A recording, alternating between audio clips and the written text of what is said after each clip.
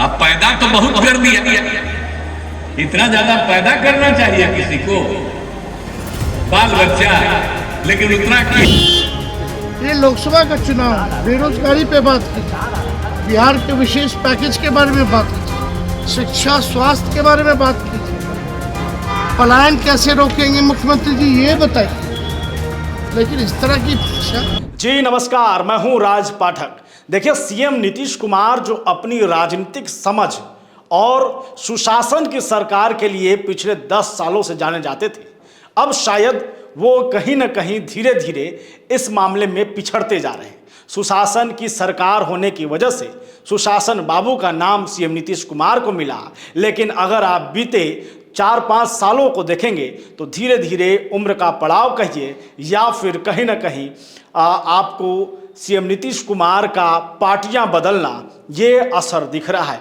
कभी विधानसभा सदन में सीएम नीतीश कुमार महिलाओं को लेकर के बयान दे देते हैं, कभी 2024 जो कि लोकसभा का चुनाव चल रहा है तो यहाँ पर नीतीश कुमार 4000 सीट की बात कर देते हैं, और अब उन्होंने एक बड़ा बयान दे दिया है। दरअसल नीतीश कुमार हैं तो उम्र में सबके बड़े, यानी कि लालू प्रसाद यादव और सीएम नीतीश कुमार हम उम्र बताए जाते हैं, बड़े भाई छोटे भाई का रिश्ता है, लेकिन जब मंच पे खड़े होते हैं नीतीश कुमार तो परिवारवाद कहते हैं, जब एनडीए में होते हैं तो फिर लालू प्रसाद यादव पर खूब हमला करते हैं, परिवारवाद पे हमला करते हैं। आप समझ लीजिए कि जब नीतीश कुमार रैली को संबोधित करने पहुंचे तो उन्होंने वहां से परिवारवाद पे एक जोरदार हमला बोला, हमला नहीं बोला, उन्होंने लालू प्रसाद यादव पे कड़ा कटाक्ष किया। उन्होंने उनके जो बाल बच्चे हैं यानी कि बेटे बेटियां हैं उन पर उन्होंने सीधा कटाक्ष कर दिया, जिसके बाद कहीं ना कहीं ये चर्चा गर्म हो गया है कि क्या नीतीश कुमार को इतना पर्सनल जाना चाहिए था। नीतीश कुमार जिस तरीके से परिवारवाद के होते हुए सीधे के सीधे जो है तेजस्वी यादव और उनके परिवार पर हमला करते हैं, निजी हमला करते हैं, ये कहाँ से उचित है। तो क्या नीतीश कुमार अब पार्टियां बदलने की वजह से वो संतुलित नहीं है। जिस तरीके की उनकी इससे 10 साल पहले की राजनीति रही है, 2005 से वो जाने जाते हैं, सुशासन बाबू की सरकार के लिए वो जाने जाते हैं, 2005 से 2015 तक जिस तरीके से उन्होंने सरकार चलाई है, आज भी कहीं ना कहीं जो देश की आधी आबादी महिला हैं वो उनको मानते हैं। उन्होंने जिस तरीके से महिलाओं को बाहर निकाला, जिस तरीके से लड़कियों को पढ़ाया, जिस तरीके से उनके लिए तमाम वो अवसर तैयार किए, तो नीतीश कुमार की एक अलग छवि थी। लेकिन अगर आप अब देखेंगे तो बीते इधर का 9 साल को तो वहां पर कहीं ना कहीं नीतीश कुमार अपनी जुबान को कंट्रोल नहीं कर पा रहे हैं, उस पर फिसल जा रहे हैं, और इसी का कारण ये हो रहा है कि वो लगातार जब मंच पर जा रहे हैं तो वो सीधे सीधे निजी हमला कर रहे हैं। और यही निजी हमला जब तेजस्वी यादव और लालू प्रसाद यादव पर किए तो तेजस्वी यादव ने भी झेप गए, तेजस्वी यादव भी झेप गए और तेजस्वी यादव कुछ न बोल सके। मीडिया ने जब उनसे पूछा कि इस तरीके से सीएम नीतीश ने बयान दिया है तो तेजस्वी यादव भी खामोश रह गए, कुछ नहीं बोल सके। चाचा चाचा कह रहे हैं, आखिर ये चाचा चाचा का मामला क्या है। आपको जानकारी है कि जैसे ही नीतीश कुमार 15 में महागठबंधन के बीच आए थे, सरकार में आए, बहुमत से सरकार बनाई, उसके बाद वो चले जाते हैं एनडीए में जाकर के सरकार बनाते हैं, और फिर से जब 2020 का चुनाव लड़ते हैं तो वो एनडीए के साथ लड़ते हैं, लेकिन फिर 2022 में वो चले जाते हैं महागठबंधन में। महागठबंधन की सरकार में भी कई उपलब्धियां सामने आती हैं, चाहे नौकरी देने की बात, उसके बाद फिर से वो पलटी मारते हैं और चले जाते हैं एनडीए में। इसके बाद तेजस्वी यादव का जो रुख है वो क्या है। तेजस्वी यादव दरअसल नीतीश कुमार पर हमला नहीं कर रहे हैं, नीतीश कुमार को लगातार अभिभावक कह रहे हैं। उनकी जो बहन है मीसा भारती, वो भी इस निजी हमले के बाद चुप रह गई, उन्होंने भी कुछ नहीं कहा। उन्होंने कहा कि चाचा जी को इस पर विचार करना चाहिए कि वो क्या कह रहे हैं। आखिरकार नीतीश कुमार को लेकर के लालू परिवार इतना सॉफ्ट क्यों है।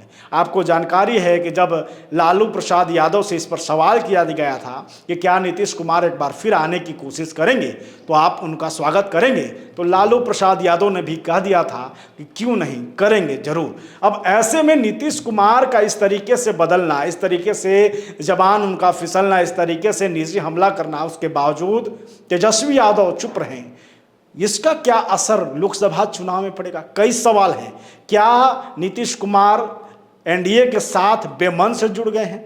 क्या आने वाले समय में नीतीश कुमार फिर से एक बार तेजस्वी यादव के साथ हो जाएंगे?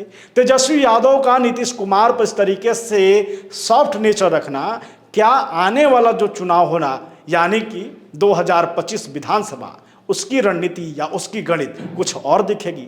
तमाम सवाल हैं। सवाल के बीच हम आपको छोड़े जाते हैं कि नीतीश कुमार ने आखिर मंच से तेजस्वी यादव पर क्या हमला किया, और देख लीजिए इस हमले के जवाब में तेजस्वी यादव ने क्या कुछ कहा।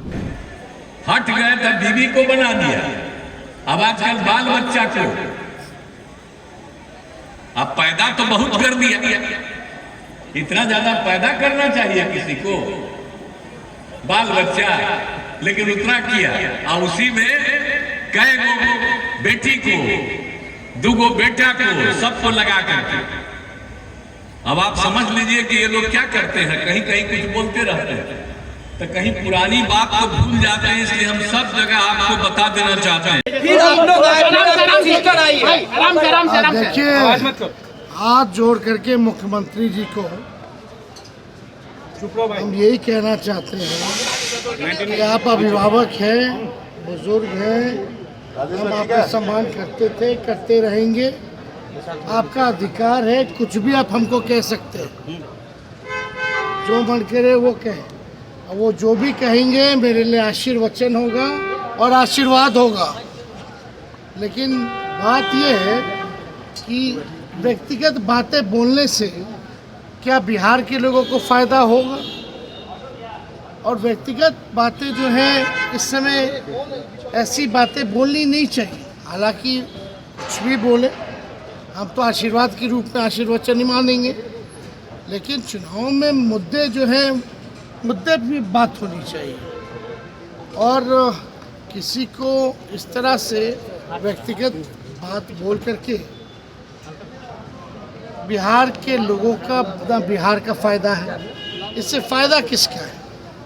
और ये लोकसभा का चुनाव चल रहा है और उनकी भाषण हम सुन रहे हैं आजकल, और इस भाषण में वो क्या बोल रहे हैं भाई? कौन उनको लिख करके दे रहा है, क्या बोल रहे हैं? इस तरह की बातें समझ में नहीं आ रही। महिलाओं के कपड़ों पर कम से कम कपड़ों पर या जो भी बातें हैं, हम लोग देख रहे हैं ऐसी बातें बोलने लगी नहीं ना कि लोकसभा का चुनाव हो रहा है। एक तो परिवार लड़ रहा है क्या?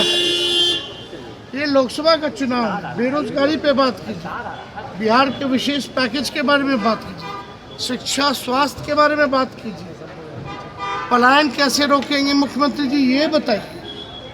लेकिन इस तरह की भाषा, और आपको भी याद होगा 2020 में भी उन्होंने क्या कहा था, हमारे परिवार के ऊपर भद्दी बातें बोली थी, आप लोगों ने भी देखा होगा।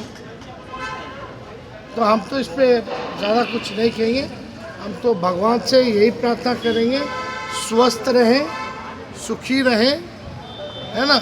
और इससे ज़्यादा हम क्या करें? गृह मंत्री आ रहे हैं सर, भाजपा भी चुप है, इस पे कुछ नहीं बोल रही है। भाजपा क्या उस पर हमको कल गृह मंत्री भी आ रहे हैं, सब आएगा नहीं।